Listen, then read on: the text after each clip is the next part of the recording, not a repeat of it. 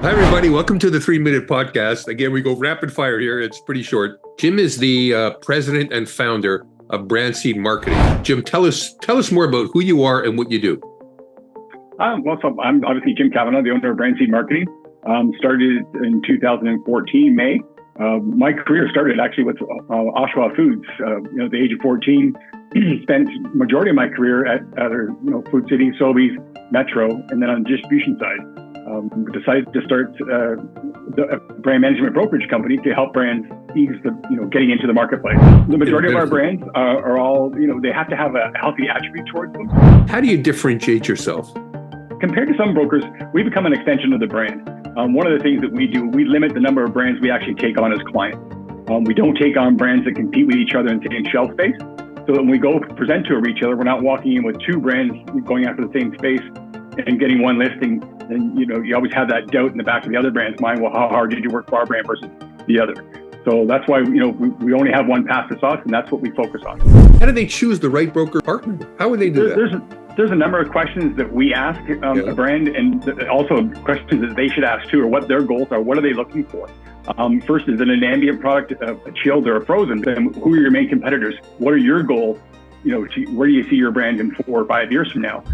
If it's a brand that's not a fit for us, we'll refer them to somebody else. Got it. But the other thing too is when you're first meeting with a brand are they coachable? Are they full-time in their job? Like, are they on the brand full-time, or is this a hobby for them? Because when I first started, I had a couple of brands where it was just a hobby. We needed to get things done and try and get a hold of them. It was, sometimes days, maybe even a week before they get back to you. So that they need to be invested in the brand as well as us. I'm pretending I'm a brand. I come to you, Yep. Jim, because here's what's on my mind. How do I increase profitability? Well, that's a good question. So we look at everything from case pack, because again, when you go to some retailers nowadays, it's a 1 case refill per SKU per store. So what does that case cost on your end look like? In order to give away a free case or a half a case, depending on what listing fees are, or do you have the depth to go into the larger accounts where you're putting cash up front as a listing fee? Because there's a bit of a return on investment in time to get that money back.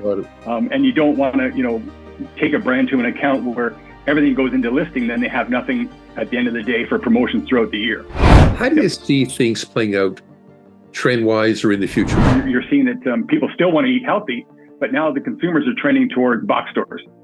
So they're very frugal, they're happy to be price conscious. Now we're seeing, stores open up, going back to opening up more box stores in their chains. Sobeys stores going from Sobeys to a Freshco. You're seeing, real Canadian superstores turning into a no-frill store. Top 3, whether it's Food Basics, Freshco, and no-frills, they've all got a better few sections. We do.